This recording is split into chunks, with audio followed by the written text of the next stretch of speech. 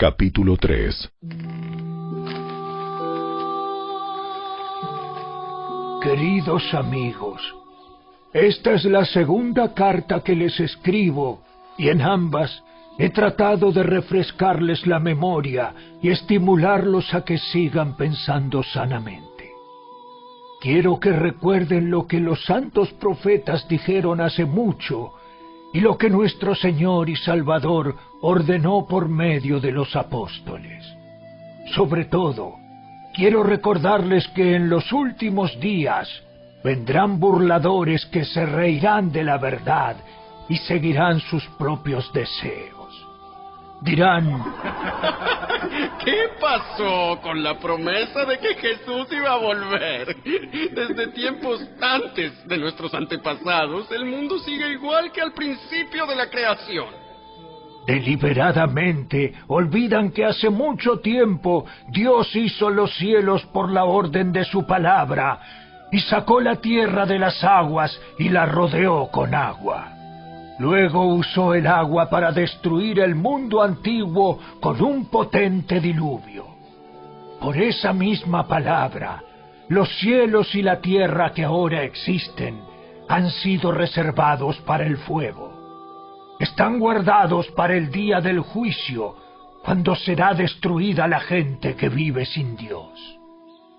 Sin embargo, queridos amigos, hay algo que no deben olvidar. Para el Señor, un día es como 1000 años, y 1000 años son como un día.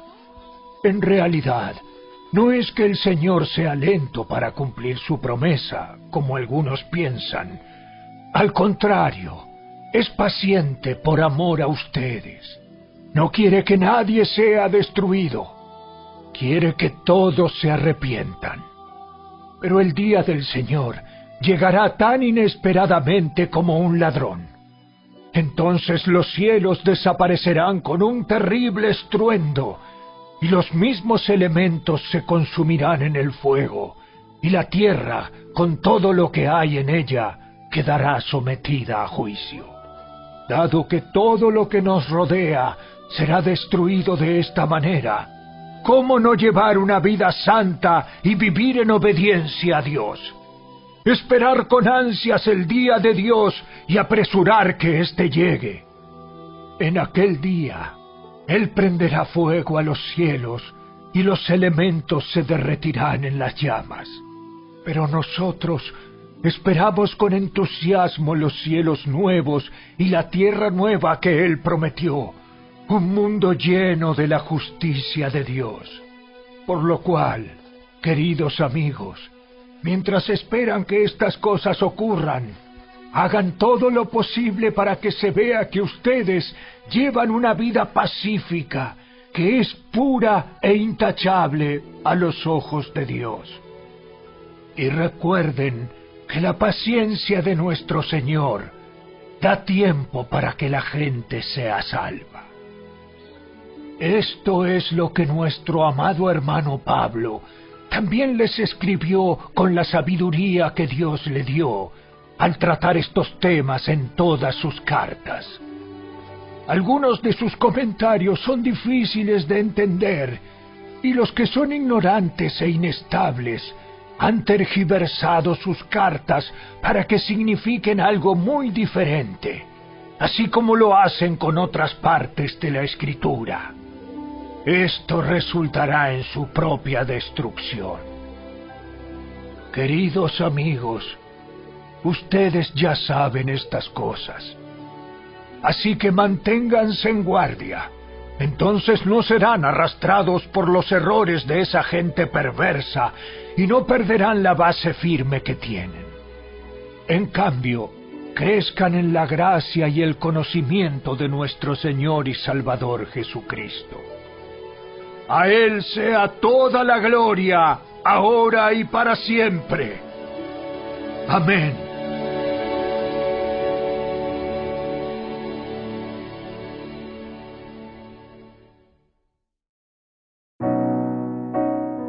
Audioescuelasabática.com. Miércoles 15 de diciembre. Un profeta como yo. Repetidas veces, el Señor le había advertido a Israel que no siguiera las prácticas de las naciones que lo rodeaban. Al contrario, debían dar testimonio a esas naciones. Deuteronomio capítulo 4, versos 6 al 8. En Deuteronomio capítulo 18, verso 9 al 14, Moisés nuevamente les advierte acerca de sus prácticas específicas, que eran una abominación para con Jehová. Deuteronomio capítulo 18, verso 12. Por ende, en este contexto, les dice: a los ojos del Señor tu Dios serás irreprensible. Deuteronomio capítulo 18, verso 13. Escucha Deuteronomio capítulo 18, versos 15 al 19. ¿Qué les quiere decir Moisés allí? Luego compara esto con Hechos capítulo 3, verso 22 y capítulo 7, verso 37. Pedro y Esteban, ¿cómo aplican Deuteronomio capítulo 18, verso 18? Deuteronomio capítulo 18, versos 15 al 19. Profeta de en medio de ti, de tus hermanos como yo, te levantará Jehová tu Dios, a él oiréis, conforme a todo lo que pediste a Jehová tu Dios en Horeb el día de la asamblea, diciendo: no vuelva yo a oír la voz de Jehová mi Dios, ni vea yo más este gran fuego, para que no muera. Y Jehová me dijo: han hablado bien en lo que han dicho. Profeta les levantaré de en medio de sus hermanos, como tú, y pondré mis palabras en su boca, y él les hablará todo lo que yo le mandare. Mas a cualquiera que no oyere mis palabras, que él hablare en mi nombre, yo le pediré cuenta. Hechos capítulo 3, verso 22. Porque Moisés dijo a los padres: el Señor vuestro Dios os levantará profeta de entre vuestros hermanos como a mí. A él oiréis en todas las cosas que os hable. Hechos capítulo 7, verso 37. Este Moisés es el que dijo a los hijos de Israel: profeta os levantará el Señor vuestro Dios de entre vuestros hermanos, como a mí. A él oiréis. Deuteronomio capítulo 18, verso 18. Profeta les levantaré de en medio de sus hermanos, como tú, y pondré mis palabras en su boca, y él les hablará todo lo que yo le mandare. En referencia al pacto del Sinaí, Moisés narra que los hijos de Israel, en la revelación de la ley de Dios, Éxodo capítulo 20, versos 18 al 21, querían que Moisés actuara como mediador, como intercesor entre ellos y Dios. Es entonces cuando Moisés les promete 2 veces que el Señor levantaría un profeta como Moisés. Deuteronomio capítulo 18, versos 15 y 18.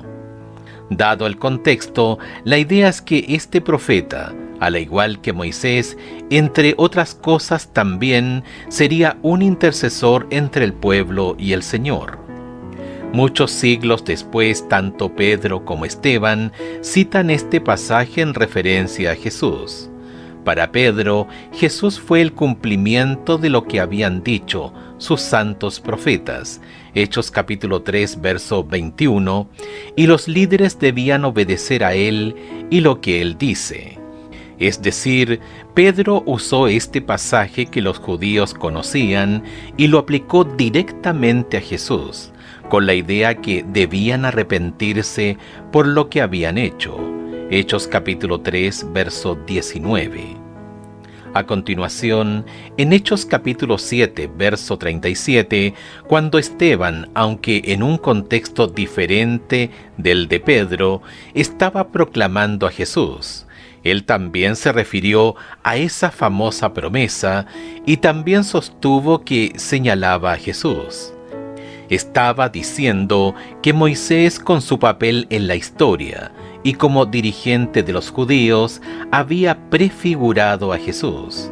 Es decir, al igual que Pedro, Esteban buscaba mostrarle al pueblo que Jesús era el cumplimiento de la profecía y que necesitaban escucharlo. Contrariamente a la acusación formulada en su contra de que Esteban había estado hablando palabras blasfemas contra Moisés y contra Dios, Hechos capítulo 6, verso 11, Esteban proclamó a Jesús como el Mesías, un cumplimiento directo de lo que Dios había prometido a través de Moisés. Estos versículos, ¿en qué medida muestran cuán primordial fue Jesús en toda la Biblia y por qué toda nuestra interpretación de ella debe estar centrada en Cristo?